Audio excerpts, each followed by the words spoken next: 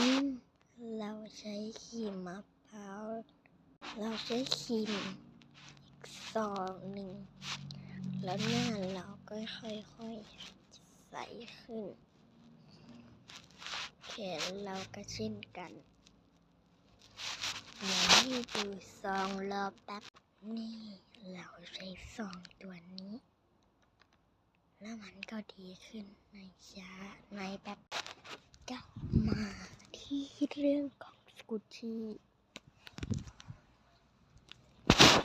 ตัวนี้นะคะ